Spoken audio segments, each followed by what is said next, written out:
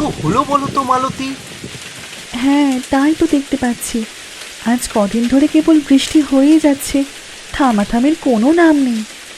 জানি না, এই বৃষ্টিতে মাঠে আমাদের ফসলগুলোর কি অবস্থা হয়েছে। কি আর করবে বলো, এই বৃষ্টি বাদলার ওপর তো আর আমাদের হাত নেই। বাবা, এই বৃষ্টির ভিতর একটু ভালো মন্দ খেতে ইচ্ছে করছে। ভালো কথা মনে করেছিস তুই মা মিনু। ওগো, ঘরে তো একদানা চাল ডাল কিচ্ছু নেই। বৃষ্টির কারণে কদিন কাজ করতে পারিনি, হাতে তো তেমন টাকাও নেই। যা আছে তাই নিয়ে যে বাজারে যাব, এই বৃষ্টিতে তো সেটারও কোনো উপায় নেই। তাহলে তো রাতের বেলা আমাদের না খেয়ে থাকতে হবে। আমি কি বলি, তোমার কাছে যা টাকা আছে তাই দিয়ে বাজার থেকে কিছু একটা নিয়ে আসো না। হ্যাঁ, তাই যেতে হবে। এখন ঘর থেকে ছাতাটা বের করে দাও তো, আসার সময় একবার জমি থেকে ঘুরে আসবো। এই বৃষ্টিতে জমির ফসলের কি হাল হয়েছে তা একবার দেখা উচিত।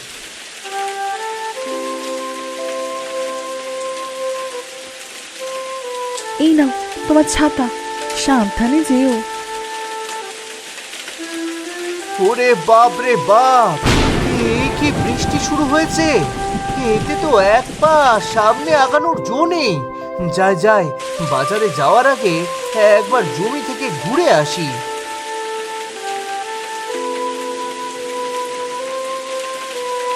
হায় হায় হায় সৃষ্টিকর্তা, এ আমাদের কি সর্বনাশ করে দিলে তুমি! বৃষ্টির জল জমে জমির সমস্ত ফসল নষ্ট হয়ে গেল। সারাটা বছর এখন কিভাবে চলবে! হায় হায় রে, তার উপর যা বৃষ্টি শুরু হয়েছে, তাতে মনে হচ্ছে গ্রামের ভেতরেও এই জল ঢুকে যাবে।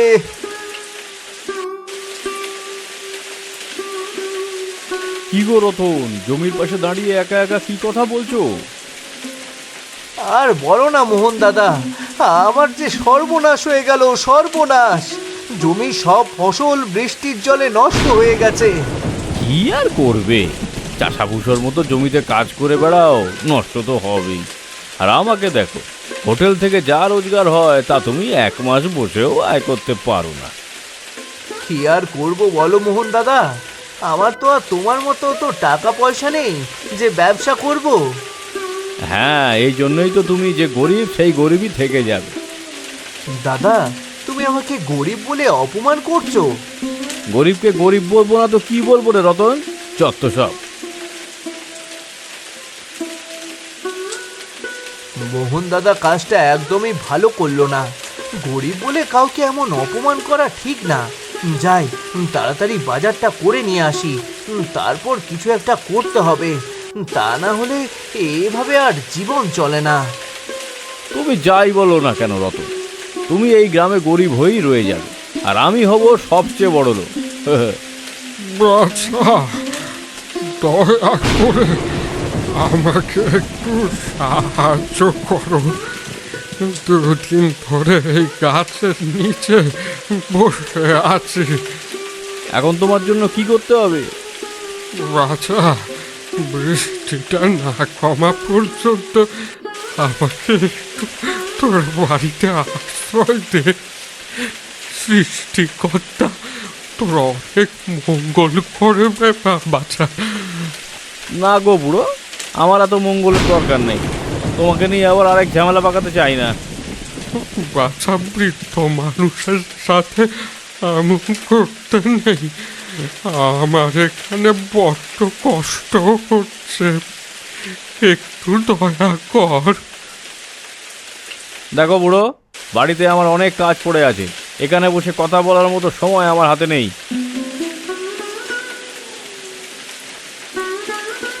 হে সৃষ্টিকর্তা, এ কেমন মানুষ! একটা বৃদ্ধ লোককে বিপদে পড়ে থাকতে দেখেও সাহায্য করলো না।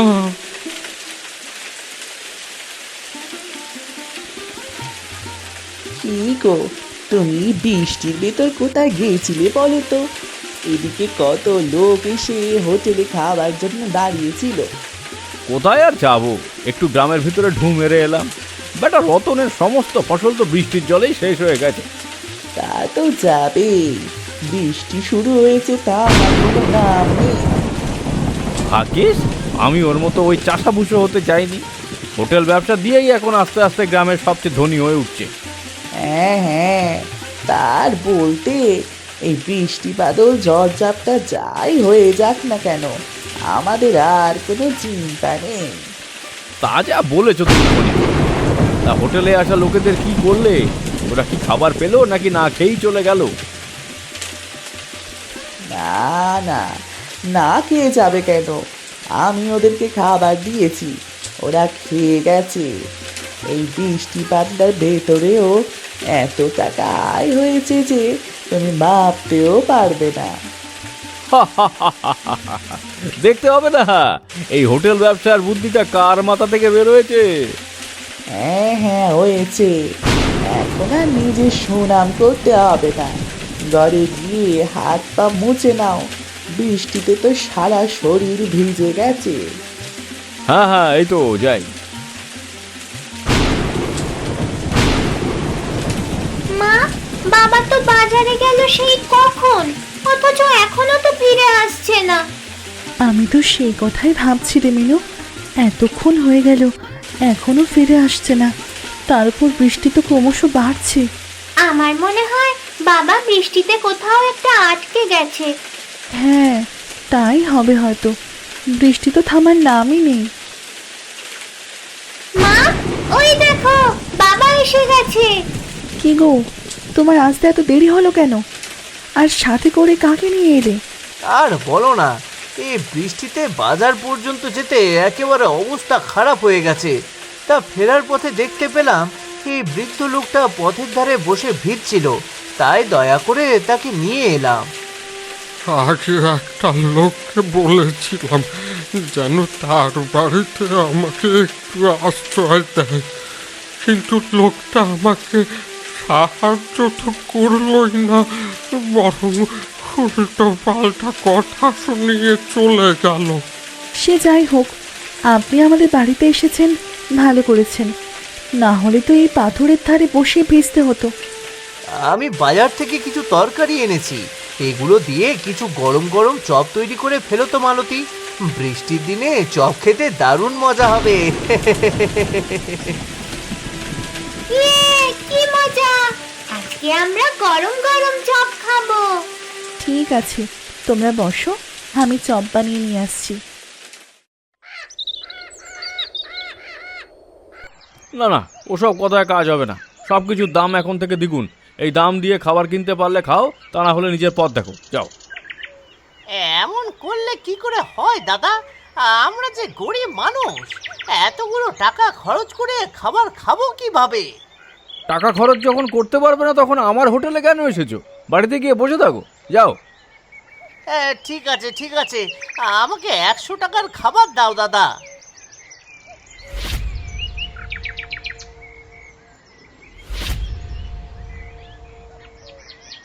বাহ, এই বৃষ্টি বাদল আর ঝড়ঝাপটা হওয়ায় তো আমার বেশ উপকার হয়ে গেল।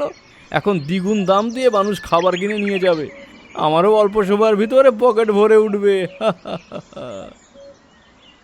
ও মালতী, আজকে চপটা মা বানিয়ে যাও না, মনে হচ্ছে যেন একেবারে মুখে লেগে থাকবে।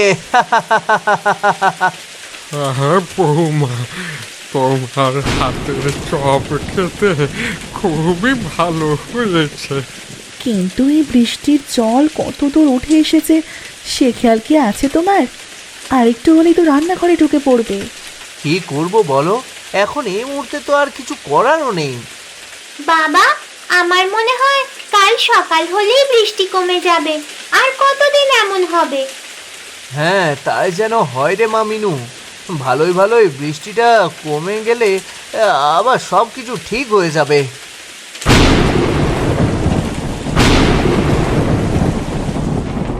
ওগো, আমাদের তো সর্বনাশ হয়ে গেল, বৃষ্টির জলে বন্যা হয়ে আমাদের রান্নাঘর ভেসে গেছে। এখন কোথায় আমরা রান্না করব? কিভাবে থাকবো আমরা? কিছুই বুঝতে পারছি না গো, হঠাৎ এক রাতের ভেতরে এত কিছু হয়ে যাবে এ আমি ভাবতেও পারিনি। রান্নাঘর না থাকলে তো আমাদের না খেতে পেয়ে মরতে হবে। এখন কি করবে বলো তো? কিছুই বুঝতে পারছি না রে মা, কিছুই বুঝতে পারছি না। আমি তোদেরকে একটা বুদ্ধি দিতে পারি। তোদের ঘরের সামনে যে বড় গাছটা, ওই গাছের ডালে একটা রান্নাঘর করে ফেল। তখন যত বৃষ্টি আর জল হোক না কেন, কোনো চিন্তা থাকবে না। বাবা, দাদু কিন্তু খুব ভালো একটা বুদ্ধি দিয়েছে। আমরা তিনজন মিলে কিন্তু গাছের ডালে একটা রান্নাঘর করে ফেলতে পারি। হ্যাঁ, তাহলে আর দেরি কেন, চল আমরা কাজে লেগে পড়ি। দেখো মনিকা, দেখো একদিনের ভিতর কতগুলো টাকা রোজগার হয়ে গেছে, দেখো। তাই তো দেখছি গো, এমন চলতে থাকলে টাকা একেবারে আমাদের ঘর গিজ গিজ করবে। তাই তো চাই। এখন এমন বৃষ্টি বাদল আর কয়েকটা দিন থাকলেই হলো। গ্রামের মানুষও পড়েছে বিপদে। গ্রামে আর কোনো খাবার হোটেল নেই, তাই তাদের বাঁচতে হলে আমাদের হোটেল থেকে খাবার কিনতেই হবে। আর আমিও তো এই সুযোগে খাবারের দাম দ্বিগুণ করে দিয়েছি। খেয়ে বেঁচে থাকতে হলে টাকা অবশ্যই দিতে হবে। দেখো এখন কতদিন এই বৃষ্টি বাদলা থাকে। তোমাদের কথা মতো গাছের ডালে রান্নাঘর তো একটা করে ফেললাম, কিন্তু এখন কি করব, কি খাবো আমরা? কালকে তোমার আনা সেই তরকারি তো এখনো কিছু আছে, ওগুলো দিয়ে আবার কিছু চপ তৈরি করি। বুদ্ধি পেয়েছি। আজকে একটু বেশি করে চপ তৈরি করো তো মালতী। আমরা এই গাছের ডালের রান্নাঘরে বসে বৃষ্টির দিনে চপ বিক্রি করব। বাবা, এটা তো দারুণ হবে। বৃষ্টির দিনে চপ খেতে অনেক মজা। দেখবে গ্রামের সব মানুষ এসে আমাদের রান্নাঘর থেকে চপ কিনে নিয়ে যাবে। তাহলে আর দেরি কেন, এক্ষুনি কাজে লেগে পড়ো। শুনলাম রতন নাকি গাছের ডালে একটা রান্নাঘর করে সেখানে চপ বিক্রি করছে। একবার না দেখলেই নয়। সর্বনাশ করেছে, ওই রতন তো একেবারে লম্বা লাইন লাগিয়ে দিয়েছে। হ্যাঁ, এত লোক এসে ওদের কাছ থেকে চপ কিনে খাচ্ছে। কি গো দাদা, তোমাকে কয়টা চপ দেবো? আমাকে 10টা চপ দাও। যা ভালো স্বাদ তোমার চপে, এগুলো খাওয়া হলে সন্ধ্যের দিকে এসে আবার নিয়ে যাব।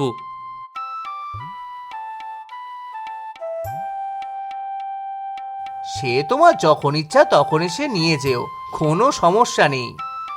এই নাও তাহলে তোমার এই 10টা চপের দাম। আমি তাহলে এবার আসি। এই জন্যই তো ভাবি, হ্যাঁ, সকাল থেকে একটা লোকও আমার হোটেলে কেন আসছে না। সবাই তাহলে ওই রতনের দোকান থেকে চপ কিনে খাচ্ছে।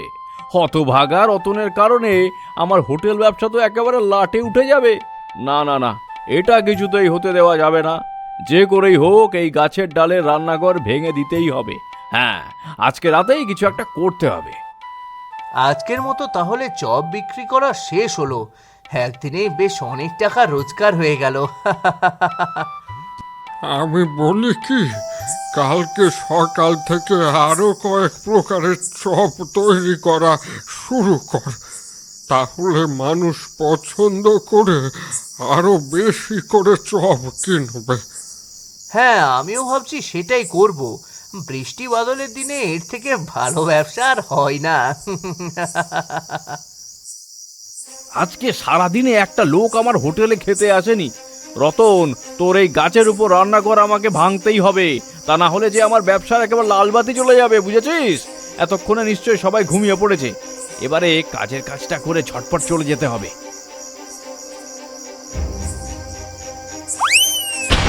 ওরে বাবা গো বাবা, সর্বনাশ হয়ে গেল রে।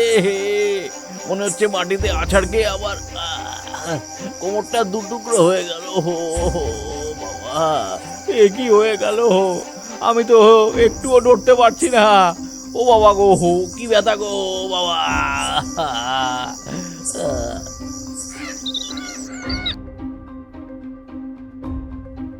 এ কি মোহন কাকা, তুমি এখানে পড়ে আছো কেন? বাবা, মা, তাড়াতাড়ি বাইরে এসো, দেখে যাও সর্বনাশ হয়ে গেছে। এটি মোহন দাদা, তুমি এখানে পড়ে আছো যে? কি হয়েছে তোমার? আমাকে তুমি ক্ষমা করে দাও ভাই রতন, আমি আমার পাপের শাস্তি পেয়ে গেছি। তুমি কি বলছো? আমি তো কিছুই বুঝতে পারছি না দাদা। তোমার এই চপ বিক্রি করার কারণে আমার হোটেল ব্যবসা একেবারেই বন্ধ হয়ে যাওয়ার জোগাড় হয়েছে।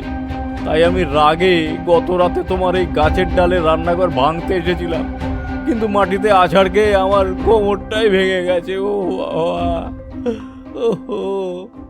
তুমি সব সময় আমাকে গরিব বলে অপমান করতে, আজকে তো তুমি একেবারে আমার ক্ষতি করার জন্যই চলে এসেছিলে, আর এই জন্যই হয়তো তোমাকে এই শাস্তি পেতে হয়েছে। আমি নিজের ভুল বুঝতে পেরেছি রতন। এ যাবৎ আমি যা করেছি সব কিছুই ভুল ছিল। আমি এবার নিজেকে শুধরে নিতে চাই। আমাকে শুধু একটু উপকার করো রতন, দয়া করে আমাকে বাড়ি পর্যন্ত পৌঁছে দিয়ে এসো। তুমি কোনো চিন্তা করো না দাদা, আমি তো আছি। আমি তোমাকে সাহায্য করব। তুমি আমার সাথে খারাপ ব্যবহার করলেও আমি তো তোমার সাথে খারাপ কিছু করতে পারি না। চলো, তোমাকে বাড়িতে পৌঁছে দিয়ে তারপর ওষুধ কেনার ব্যবস্থা করছি। যাক বাবা, মোহন দাদা নিজের ভুল বুঝতে পেরেছে, এটাই অনেক কিছু। বুঝলে তো বৌমা, খারাপ কাজ করলে তার শাস্তি আজ হোক বা কাল হোক পেতেই হবে। মোহনের ঘটনাটা আমাদের চোখে আঙুল দিয়ে এটাই বুঝিয়ে গেল।